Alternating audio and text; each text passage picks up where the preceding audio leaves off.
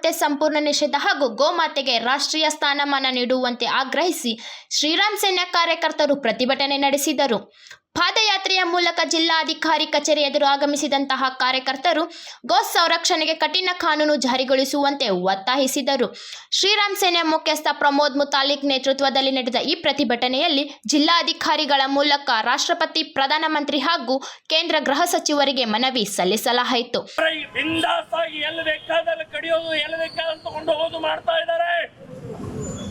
ರಾಷ್ಟ್ರೀಯ ಮಟ್ಟದಲ್ಲೂ ಕಾನೂನಿದೆ. ಕರ್ನಾಟಕದಲ್ಲಿ ಬಿಜೆಪಿ ಸರ್ಕಾರ ಇದ್ದಾಗ ಗೋ ಹತ್ಯಾ ನಿಷೇಧ ಕಾನೂನಿದೆ, ರದ್ದಾಗಿಲ್ಲ. ಕಾಂಗ್ರೆಸ್ನವರೇ ರದ್ದಾಗದೆ ಇದ್ರೂ ಕೂಡ ಓಪನ್ ಆಗಿ ಬೀಫ್ ಶಾಪ್ ಅಂತ ಹೇಳಿ ಓಪನ್ ಆಗಿ ಬೋರ್ಡ್ಗಳಿದಾವೆ.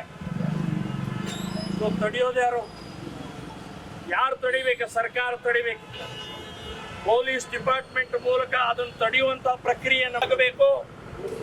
ರಾಷ್ಟ್ರದ ಪ್ರಧಾನಮಂತ್ರಿ, ಗೃಹ ಮಂತ್ರಿ, ರಾಷ್ಟ್ರಪತಿಯವರು ಇದನ್ನು ಕೂಡಲೇ ಜಾರಿಗೆ ತರಬೇಕು ಅಂತನ್ನುವಂತ ದೃಷ್ಟಿಯಿಂದಲೇ ಇವತ್ತಿನ ದಿನ ಧಾರವಾಡ DC ಅಷ್ಟೇ ಒಪ್ಪಿಸ್ತಾ ಇದೀವಿ. ಇಲ್ಲೂ ಕೂಡ DC ಅವರ ಮೂಲಕ ರಾಷ್ಟ್ರಪತಿಗೆ, ಪ್ರಧಾನಮಂತ್ರಿಗೆ, ಗೃಹ ಮಂತ್ರಿಗೆ ಮನವಿಯನ್ನು ಸಲ್ಲಿಸ್ತಾ ಇದ್ದೀವಿ.